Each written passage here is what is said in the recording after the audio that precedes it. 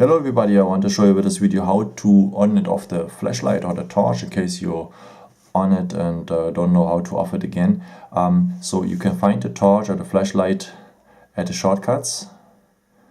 If you just scroll it down and then you have here the icon torch or flashlight. It depends on if you have the British or the American language version. So just tap it, it's on, it's very bright, and to off it, just tap it again. Okay, so very simple. And there's a second way on the folder tools. You have also an app for the torch. Tap it, off it, on, off. So very simple. I guess you got it. Okay, I hope I could help you with this video and answer a question, and if you want, you can give me a thumbs up or maybe leave me a nice comment. It's very helpful for my videos. Thank you so much for, and maybe until next time. Ciao.